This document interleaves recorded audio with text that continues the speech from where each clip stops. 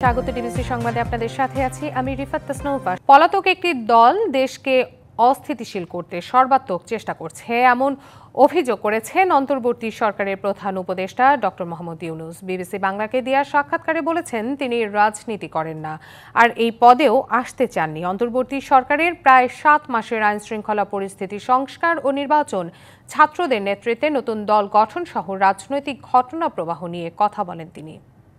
উপদেষ্টা, আপনাকে অনেক ধন্যবাদ বিবিসি বাংলার সাথে। বিবিসি বাংলাকে দেয়া সাক্ষাৎকারে দেশের সার্বিক পরিস্থিতি নিয়ে খোলাখুলি কথা বলেন অন্তর্বর্তী সরকারের প্রধান উপদেষ্টা ডক্টর মোহাম্মদ ইউনূস। প্রথম চিন্তা আসলো যে এটা সংস্কার দরকার আমাদের। অন্তর্বর্তী সরকারের প্রায় ৭ মাসে আইন শৃঙ্খলা পরিস্থিতি সংস্কার ও নির্বাচন, ছাত্র নেতৃত্বের নতুন দল গঠন সহ রাজনৈতিক ঘটনা প্রবাহ নিয়ে কথা বলেন তিনি। একটা পলাতক দল দেশ ছেড়ে চলে গেছে, তাদের নেতৃত্ব চলে গেছে, তারা সর্বাত্মক চেষ্টা করছে এটাকে আনসেটল করার জন্য। আমাদের ইচ্ছা তো অনেক, আমরা রাতারাতি দেশ পরিবর্তন করতে চাই, সেটা তো আমরা পারিনি। আইন শৃঙ্খলা সহ সার্বিক পরিস্থিতি প্রসঙ্গে প্রধান উপদেষ্টা বলেন দেশে অপরাধের পরিমাণ বাড়েনি, বরং আগের মতোই আছে। পরিস্থিতি যে অবনতিটা হয়েছে, অনেকে বলছেন যে তারা নানা রকম ভয়ে আছেন, আতঙ্কে আছেন, যেহেতু অপরাধ তারা দেখছেন যে বেড়েছে, রাস্তাঘাটে অপরাধ বেড়েছে। এটা আপনারা কেন নিয়ন্ত্রণ করতে পারছেন না? অবনতিটা কোন পয়েন্ট থেকে হয়েছে এটা বলতে হবে তো আমাকে। আপনি বলছেন অবনতি হয়েছে, কোন রেফারেন্স পয়েন্ট থেকে অবনতি হয়েছে সেটা না দিলে তো আমরা বুঝতে পারবো না। আমি যদি সাম্প্রতিক পরিসংখ্যানের কথা বলি, যে গত বছরের এই সময় থেকে অপরাধের পরিমাণ রাস্তাঘাটে, যেমন আমি তো হিসাব নিচ্ছি কোনো অপরাধের পরিমাণ মোটেই বাড়েনি, আমি যদি আগের মতোই হয়েছে। কথা বলেন বাংলাদেশ ভারত প্রসঙ্গ নিয়েও। আর আওয়ামী লীগের রাজনীতির ভবিষ্যৎ প্রসঙ্গে ডক্টর ইউনূস বলেন এই দেশ থেকে আর কারো অধিকার কেড়ে নেওয়ার কোনো উপায় নেই, কিন্তু যে অন্যায় করেছে তার বিচার হওয়া উচিত, তার বিচার হতেই হবে। বাংলাদেশ ভারতের সম্পর্ক ভালো না থেকে উপায় নেই, তবে মাঝখানে কিছু কিছু দ্বন্দ্ব দেখা দিয়েছে, আমি হচ্ছে মেঘ দেখা দিয়েছে। এই মেঘগুলো মোটামুটি এসছে অপপ্রচার থেকে। আওয়ামী লীগ কি নিষিদ্ধ হবে অথবা রাজনীতি করবে কিনা, নির্বাচনে অংশ নেবে কিনা, সবাই মিলে যা ঠিক করবে আমরা তাই করবো। এই দেশ থেকে কেড়ে নেওয়ার, এদের তার অধিকার কেড়ে নেওয়ার কোনো উপায় নেই, কিন্তু যে অন্যায় করেছে, যার বিচার হওয়া উচিত তার বিচার হতে হবে, এটুকুই শুধু বলেছেন। তিনি রাজনীতি করেন না আর এই পদেও আসতে চাননি। প্রথম কথা, আমি রাজনৈতিক দল গঠন করি নাই, আমি তো এই পদে আসতেও চাই নাই। আমাকে অনুরোধ করেছে, বহুবারে করেছে, তারপর আমি শেষ পর্যন্ত সম্মত হয়েছি, সেটা দায়িত্ব নিয়েছে। এটা রাজনৈতিক পদ যদি হয়ে থাকে, এটা বাই ডেফিনিশন আমি রাজনীতি করি না। Afrin Anwar, DBC news. Zia charitable trust দুর্নীতি মামলায় বিএনপি চেয়ারপারসন বেগম খালেদা জিয়াকে খালাস দিয়েছিল হাইকোর্ট। সেই রায় বহাল রেখেছে আপিল বিভাগ। রায়ের পর বেগম জিয়ার আইনজীবীরা বলেছেন এটা ছিল হয়রানি করার জন্য মামলা, আর বিগত সরকার এই মামলার কুশীলবদের ভালোভাবেই পুরস্কৃত করেছে। সোমবার সকালে আপিল বিভাগের জ্যেষ্ঠ বিচারপতি মোহাম্মদ আশফাকুল ইসলামের নেতৃত্বাধীন ৩ বিচারপতির বেঞ্চ এ আদেশ দেয়। রাজনৈতিক পট পরিবর্তনের পর গত বছরের ২৭শে নভেম্বর এই মামলায় বেগম খালেদা জিয়াকে খালাস দেয় হাইকোর্ট। ওই রায়ের বিরুদ্ধে আপিল করে দুদক এবং রাষ্ট্রপক্ষ। আওয়ামী লীগ সরকারের সময় ৬ বছর আগে জিয়া চ্যারিটেবল ট্রাস্ট দুর্নীতির মামলায় বিএনপি চেয়ারপারসনকে ৭ বছরের কারাদণ্ড দেয় ঢাকার বিশেষ জজ আদালত ৫। খালাসির বিরুদ্ধে সরকার এবং দুদক কর্তৃক দুটো আজকে আপিল করেছিল। দুটো মামলাতেই আপনার হাইকোর্টের আদেশ বহাল রাখছেন। বেগম খালেদার সাজা বাতিল করেছে, সে বহাল রাখছেন। অর্থাৎ বেগম খালেদা এখানে জিতেছেন এবং দুদকের আপিল না রিজেক্ট করেছে, ডিসমিস করেছে।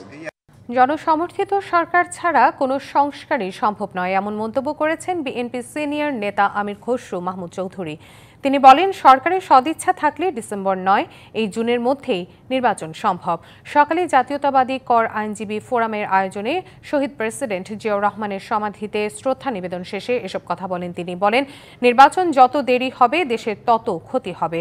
এ সময় নতুন দল প্রসঙ্গে আমির খসরু মাহমুদ চৌধুরী বলেন গণতান্ত্রিক রাজনৈতিক প্রক্রিয়ায় নতুন রাজনৈতিক দল আসবে, এটাই স্বাভাবিক। তবে দলের নিজস্ব চিন্তাভাবনা বাস্তবায়ন করতে হলে জনগণের ম্যান্ডেট নিয়ে নির্বাচনের মাধ্যমে সংসদে এসে তা বাস্তবায়ন করতে হবে।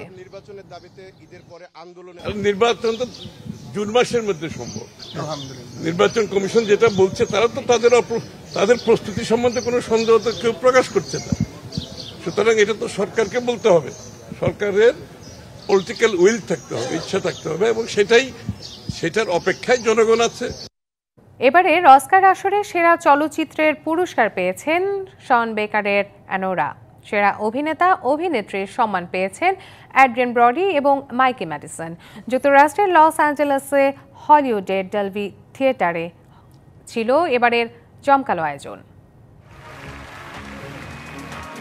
বিশ্ব চলচ্চিত্রের সবচেয়ে মর্যাদার অস্কারের ৯৭তম আসরে সেরা পুরস্কার ঘরে তুলেছে শন বেকারের অ্যানোরা সিনেমাটি। আর এই চলচ্চিত্রে যৌনকর্মীর চরিত্রে অভিনয় করে সেরা অভিনেত্রীর পুরস্কার অর্জন করেছেন ২৫ বছরের মাইকি ম্যাডিসন। দ্য ব্রুটালিস্ট সিনেমাটির জন্য সেরা অভিনেতার পুরস্কার পেলেন অ্যাড্রিয়ান ব্রডি, সেই সঙ্গে গড়লেন রেকর্ড। তিনি প্রথম ব্যক্তি যিনি প্রথম দুটি মনোনয়ন নিয়ে সেরা অভিনেতা বিভাগে বিজয়ী হয়েছেন। এর আগে ২০০৩ সালে ব্রাডি করবেটের দ্য পিয়ানিস্ট চলচ্চিত্রের জন্য ৭৫তম অস্কার উঠেছিল এই অভিনেতার হাতে। এবারও একই নির্মাতার পরিচালনায় নির্মিত দ্য ব্রুটালিস্টের জন্য সেরার খেতাব জিতলেন তিনি। আয়োজনের প্রথম পুরস্কারটি পেয়েছেন মার্কিন অভিনেতা কিয়েরান কালকিন। আর রিয়েলপেন চলচ্চিত্রে অভিনয়ের জন্য সেরা পার্শ্ব অভিনেত্রীর স্বীকৃতি পেয়েছেন জয়ী সেলডানা। অন্যদিকে এবার সেরা অ্যানিমেশন ছবি হিসেবে পুরস্কার পেয়েছে ইরানিয়ান চলচ্চিত্র in the shadow of cypress. Feature animation হিসেবে পুরস্কার পেয়েছে ফ্লো। সেরা অ্যাডাপ্ট চিত্রনাট্যর পুরস্কার পেয়েছে আলোচিত ছবি কনক্লেভ। সেরা ফিচার ফিল্ম নির্বাচিত হয়েছে আই অ্যাম স্টিল হিয়ার। এবারের আসরে সেরা প্রযোজকের সম্মান পেয়েছেন নাথান ক্রাউলি ও লি স্যান্ডলস উইক্ট। সেরা ভিজুয়াল ইফেক্টের জন্য অস্কার জেতেন ড্যানিস ভিলেনিউভ। এদিকে অস্কারের জন্য সর্বাধিক ১৩টি মনোনয়ন পেয়েছে এমিলিয়া প্যারেস। ছবিটির এলমাল গানের ৩ সঙ্গীত শিল্পী ক্লেমেন্ট ডুকল, ক্যামিল এবং জ্যাক এডিয়ার্ড অস্কারে ভূষিত হন। সেরা মেকআপ এবং হেয়ারস্টাইল বিভাগে পুরস্কার জিতেছে গেল বছরের অন্যতম আলোচিত ছবি দ্য সাবস্টেন্স। বেস্ট কস্টিউম ক্যাটাগরিতে পুরস্কার ছিনিয়ে নিলেন পল টাজেওয়েল। পুরস্কার হাতে পেয়ে আবেগ আপ্লুত হয়ে পড়েন তিনি। Tumpa Tarafdar, DBC news desk. সংবাদ এই ছিল এখনকার মতো। ডিবিসি নিউজের সংবাদগুলো পড়তে ভিজিট করুন dbcnews.tv আর ভিজিট করুন ডিবিসি নিউজের ফেসবুক পেজ এবং ইউটিউব চ্যানেলে। সঙ্গে থাকুন।